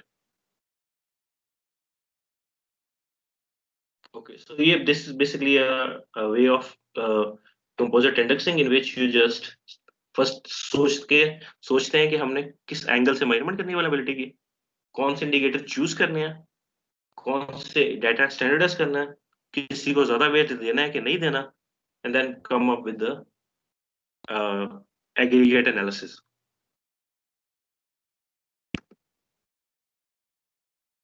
So in short, vulnerability is dynamic.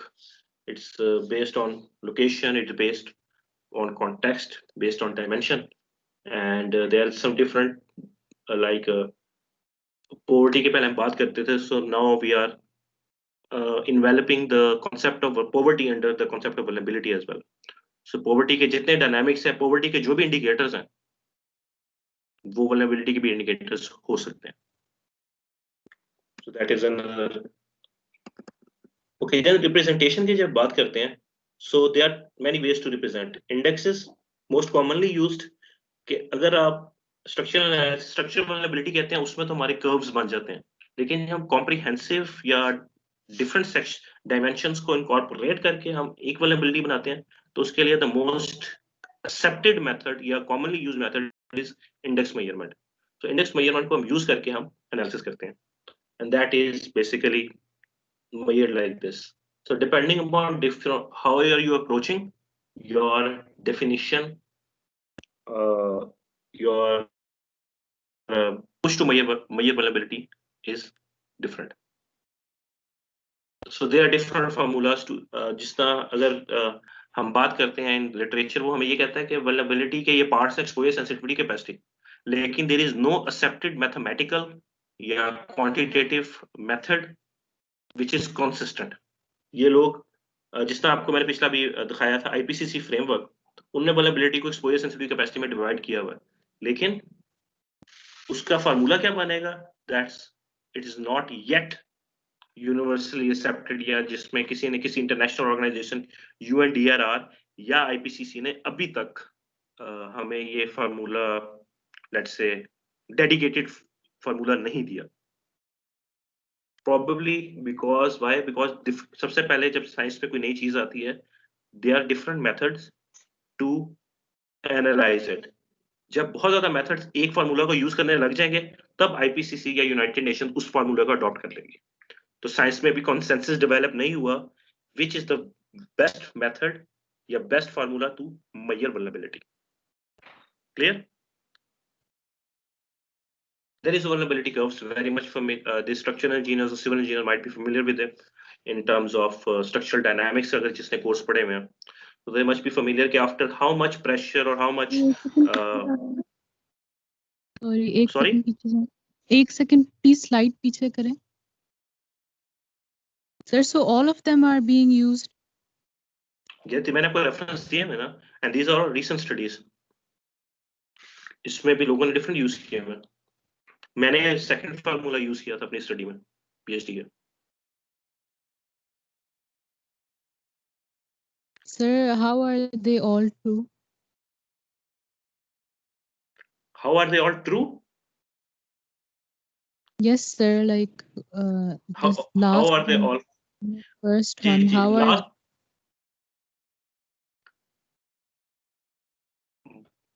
I didn't catch your question. क्या मतलब true किस सेंस में आप कहना चाह रही हैं?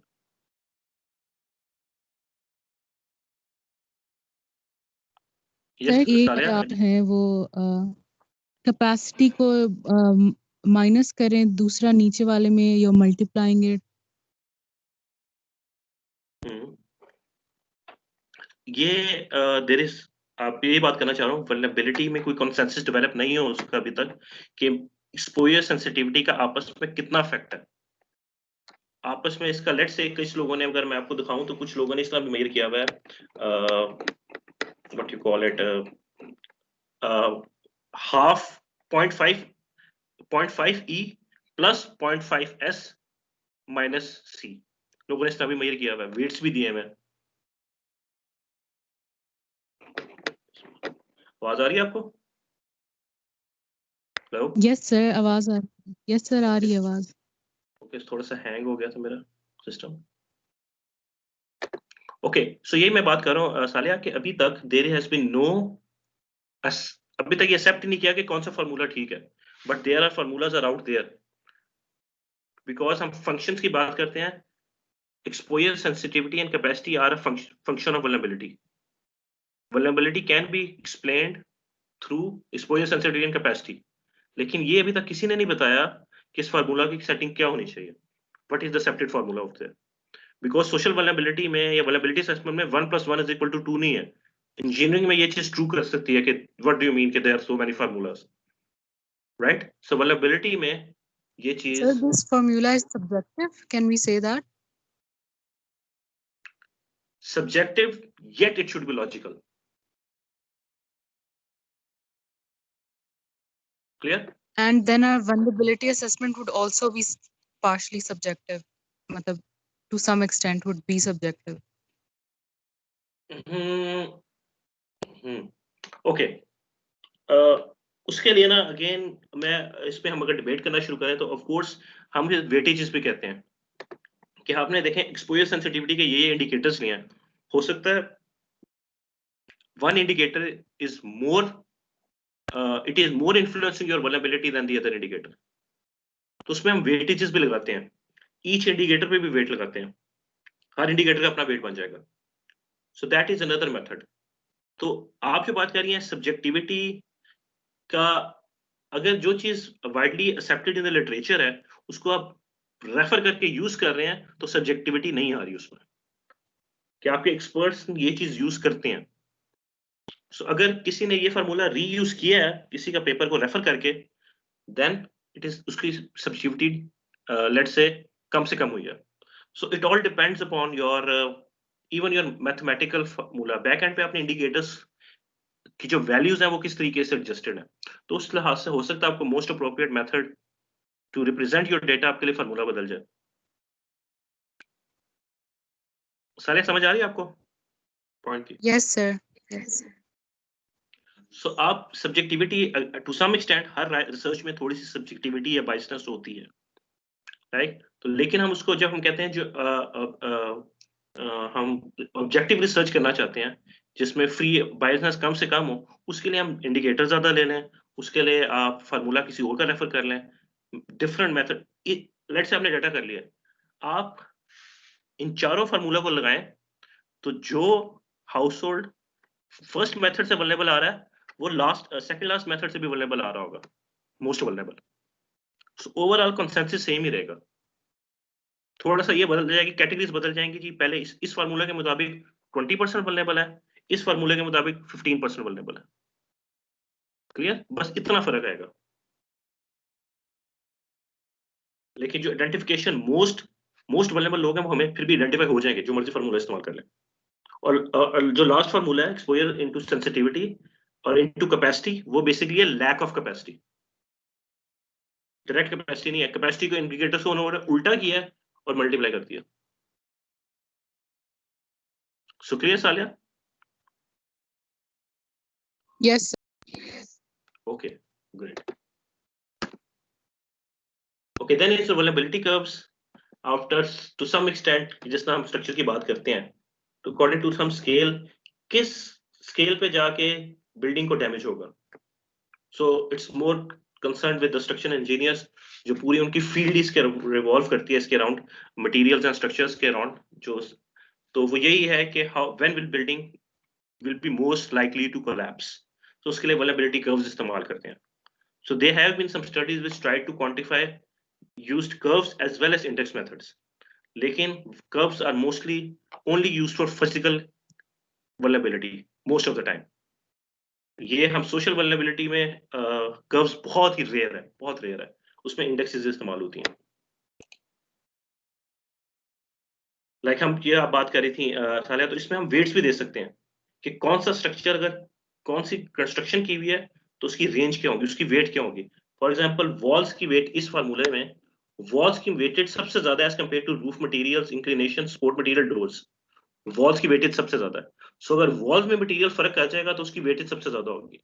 सो then again we can make up some kind of a table in which we can find out कि अगर इस पॉइंट्स के अंदर इतने, एक बिल्डिंग के इतने पॉइंट्स बन रहे हैं, then we can say that this building is highly vulnerable to certain disaster. So weights are also sometimes important. कुछ लोग weights डालते हैं, कुछ लोग weights नहीं डालते।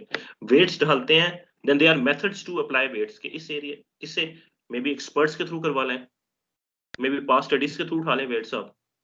So generally what people do, people there are different what can I say, different even neural networking techniques which help you identify weights of different factors. So it all depends कि आपका data को आप कितना analysis comprehensive technical करना चाह रही हैं। They are simple methods, they are very much advanced methods in practice.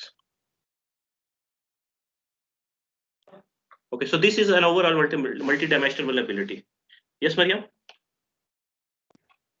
इतने सारे फॉर्मूलाज हैं, मैं ये सोच रही थी कि मुश्किल नहीं हो जाएगा आगे कंपेयर करना पास्ट वल्नरेबिलिटी असेसमेंट्स को करंट से, क्योंकि आप डिफरेंट फॉर्मूलाज यूज कर रहे हो इन एवरी रिसर्च। तो वुडंट इट बी बेटर कि जो है एक कंसिस्टेंसी हो, एक कम्युनिटी खुद डिसाइड करे कि एक मेथड यूज कर ले। ओके, ये कौन डिसाइड करेगा? कम्युनिटी में दे आर डिफरेंट पीपल, इनकी डिफरेंट साइंटिस्ट, डिफरेंट अप्रोच होती है। सो उसको कंसेंस करने के लिए, कंसेंसस डेवलप करने के लिए ऑफ कोर्स कॉन्फ्रेंसेस इंटरनेशनल होती हैं, लेकिन एज ऑफ यह क्योंकि वल्नरेबिलिटी आप खुद देखें, सेंडाई फ्रेमवर्क 2014 में आई थिंक लॉन्च हुआ, 15 में लॉन्च हुआ। सो अभी तो हमें 4-5 साल हुए हैं वल्नरेबिलिटी असेसमेंट के अंदर घुसे हुए। कॉन्सेप्ट ऑफ वल्नरेबिलिटी तो ऑफ कोर्स बहुत पुराना है, इकोलॉजी या एनवायरनमेंट से उठा था कि हाउ मच फ्लावर स्पीशीज कितने वल्नरेबल है, जो सर्वाइवल ऑफ द फिटेस्ट का कॉन्सेप्ट आया था। तो वल्नरेबिलिटी तो तब से चल रही है, लेकिन डिजास्टर में सोशल वल्नरेबिलिटी का कॉन्सेप्ट 2010, 2013, 15 में है। तो अब जाके ये भी ये लेट्स से यूनिफाई होंगे, लेकिन नॉट राइट नाउ। जब हम सारी पॉसिबिलिटी एक्सप्लोर कर लेंगे तो हमारी ऑटोमेटिकली कंसिस्टेंसी आना शुरू हो जाएगी हर एरिया, बिकॉज हर एरिया में। पाकिस्तान में हो सकता है ये फार्मूला काम ना आए, यूके में ये फार्मूला काम आ जाए, तो पाकिस्तान के लिए कोई और फार्मूला सूटेबल होगा, डेवलप कंट्रीज के लिए कुछ और होगा, इंडिया के लिए कुछ और होगा, पाकिस्तान के लिए कुछ और होगा, बिकॉज उनके इंडिविजुअल इंडिकेटर्स, उनके डायनामिक्स डिफरेंट है। So it's all up to you. Sir अभी एनडीए में जो है इसमें से कौन सा यूज करिए फॉर्मूला? अच्छा, वेरी गुड पॉइंट। जो उन्होंने वल्नरेबिलिटी असेसमेंट की है, जो आप अगर एनडीएमए के मैप्स खोलें, एमवी उसको कहते हैं, नेशनल डिजास्टर मैनेजमेंट प्लान, 2012 में आया, वो भी 2012 में उन्होंने डिस्ट्रिक्ट वाइज वल्नरेबिलिटी असेसमेंट की है, एक हर एक वैल्यू निकाली है। तो उसके मुताबिक उन्होंने जो फार्मूला यूज किया वो है population density, number of recorded events, hazard की वैल्यू लिया उन्होंने, नंबर ऑफ रिकॉर्डेड इवेंट्स। अब डिस्ट्रिक्ट में से कई को पास डाटा मिला है, किसी का नहीं मिला, उन्होंने हैजर्ड की वैल्यू निकाल दी है। वल्नरेबिलिटी उन्होंने सिर्फ based on population density and agricultural yield, इस डिस्ट्रिक्ट में एग्रीकल्चरल यील्ड कितनी है, उस लिहाज से उन्होंने फ्लड वल्नरेबिलिटी का फार्मूला बना लिया। सिर्फ 2 इंडिकेटर लिए, population density and agriculture yield. अब मुझे बताएं, एक डिस्ट्रिक्ट है जो लाहौर डिस्ट्रिक्ट है, उसमें तो एग्रीकल्चर यील्ड होगी नहीं, तो उन्होंने एक फार्मूला पूरे पाकिस्तान पे लगा दिया, जो कि बड़ा बेसिक और नॉन टेक्निकल फार्मूला है वुड से। लेकिन at the start of time में भी डाटा इतना था कि उनको बड़ी जल्दी थी असेसमेंट करने की, तो उन्होंने इस 2 इंडिकेटर पे पॉपुलेशन डेंसिटी, और वो भी क्या, population density of the whole district, not individual tehsil या टाउन्स या यूसी लेवल तक, पूरे डिस्ट्रिक्ट की जो पॉपुलेशन निकली है तो ट्रांसफर कर दिया, जिसकी पॉपुलेशन डेंसिटी ज्यादा है वो ज्यादा वाला। तो वो डिस्ट्रिक्ट लेवल पर तो वो it looks very very weak या वेरी बेसिक। सो एनडीएमए इस इन 2 इंडिकेटर पे यूज किया उन्होंने, पॉपुलेशन डेंसिटी एंड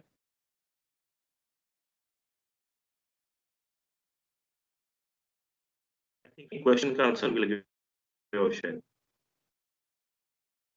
सर तो कोई प्रोटेस्ट नहीं कर रहा है इसके against?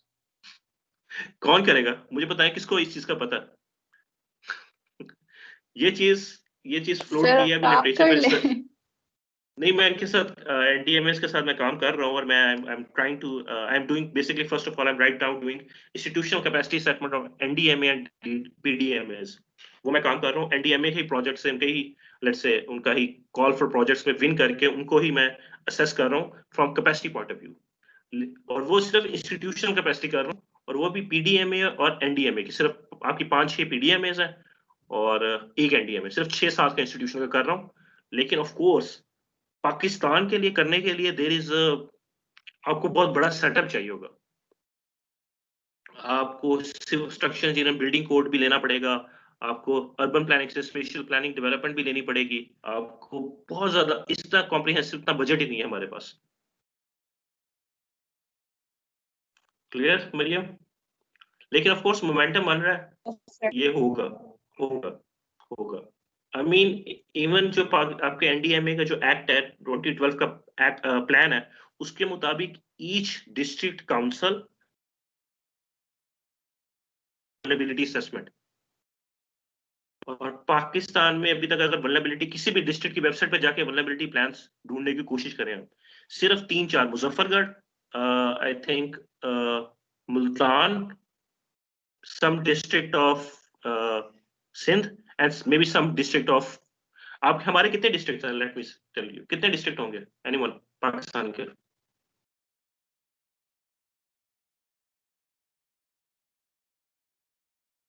Anyone?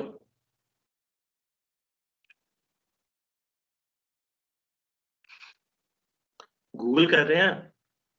Let's say I think 135 plus है I think districts. So 134 plus districts हैं तो उसमें से हार्डली 10 डिस्ट्रिक्ट्स हैं जिसकी वल्नरेबिलिटी असेसमेंट हुई हुई है। लेट्स से मल्टी है उसको कहते हैं multi hazard MVHRA, multi hazard vulnerability and risk assessment.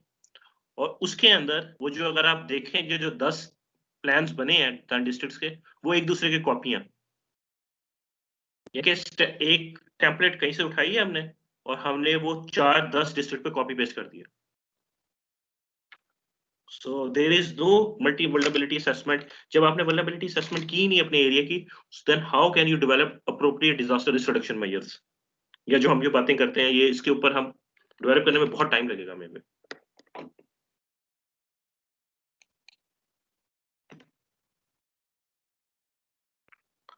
So this was my study in sir ये which I पीएमएस को नहीं दे सकते रिस्पांसिबिलिटी? किसको? लोकल म्यूनिसिपैलिटीज को नहीं दे सकते हम ये रिस्पांसिबिलिटी? देखिए हमने लोकल एडमिनिस्ट्रेशन को ही दी हुई है रिस्पांसिबिलिटी हमारे एक्ट। फिर अब हम चले जाते हैं प्लानिंग सिस्टम्स में तो हमारे तो यही चेंज होते रहते हैं कि टीएमए है कि डिस्ट्रिक्ट काउंसिल है कि म्यूनिसिपैलिटी है कि हम वही इतनी जगह चेंज करते हैं कि हमें तो ये भी नहीं पता कि रिस्पांसिबिलिटी किसकी है किससे बनाना है। हमें तो इतना भी नहीं पता बिकॉज हमारे एडमिनिस्ट्रेशन के नाम ही चेंज होते रहते हैं, हायरार्कीज चेंज होती रहती हैं। सही sir.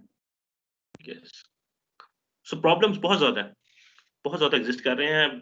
They are issues in every field. Yes anyone? So this is basically multi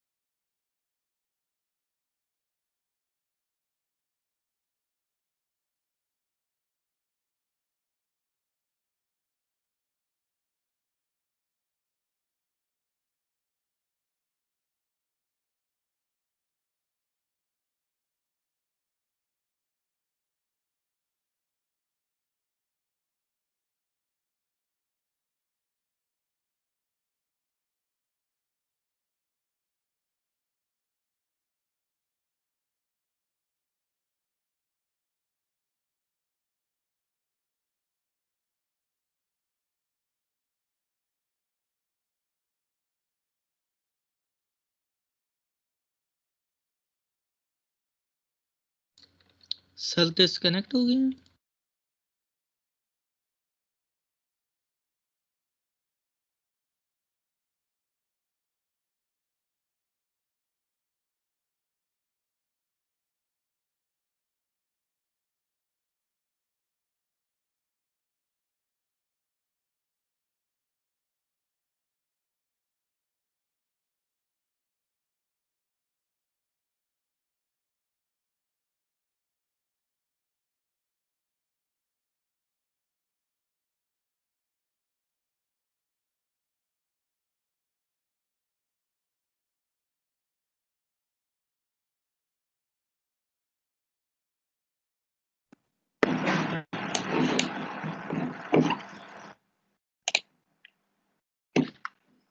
hello summer, आवाज आ रही है? जी सर, अभी आ रही है। ओके सॉरी, ये I think there is problem internet में, आपका मोबाइल हॉटस्पॉट से है online. Okay, so I think that's wind up the situation, the session. So Mariam, आपको क्लियर हो गया what are the so many different issues for disaster risk reduction in Pakistan? And if you're talking, Yes, sir. and I'm not, Situation. yeah, and don't let me get me started on the institution capacities even. I mean, the people they have hired, you won't believe it, like totally non-technical people who do not know the definition of disaster or hazard even. So, I mean, NDMA level, but of course, there are some very good people there because उनकी खैर degrees तो disaster पे नहीं है, लेकिन they have done so many different courses या awareness, उन्होंने इतने ज्यादा इंटरनेशनल कॉन्फ्रेंसेस ज्वाइन कर लिए हैं, और then they have to do documentation with UNDRR and Paris agreement, IPCC। तो उनको फिर नॉलेज है थोड़ी सी, उनका राइटर बड़ा अच्छा रिपोर्टिंग का, लेकिन PDMAs are problematic. And lastly जो आपकी DDMAs है, डिस्ट्रिक्ट डिजास्टर मैनेजमेंट अथॉरिटीज, वो एग्जिस्ट नहीं करती ऑन ग्राउंड। तो कौन जिम्मेदारी है, कौन करेगा disaster management? And one more thing, when in 2015 and 16 when I was surveying in Pakistan, मैं जब PDMA पंजाब गया था, तो PDMA पंजाब जिस बिल्डिंग में उनका ऑफिस था, वो किराए पे रह रहे थे। ठीक है, उनकी जिस बिल्डिंग्स पे PDMA का दफ्तर था, वो बिल्डिंग PDMA ने किराए पे ली हुई थी। आई don't know the current situation, but back in 2016, तो आप खुद सोचें, एक इंस्टीट्यूशन जिसके पास अपना ऑफिस नहीं है, तो उनके पास इतने रिसोर्सेज नहीं है, तो how they will tackle this huge disaster risk reduction की जो फिलॉसफी पे कैसे अमल करेंगे? Yes, anyone to add anything?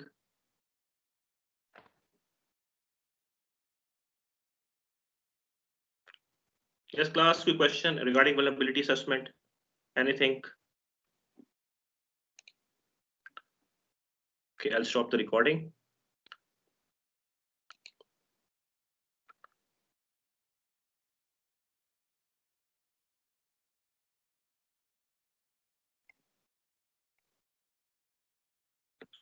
Yes, Rida? Sir वो रिव्यू परमिट कर दीजिएगा। Okay, okay. एक मिनट।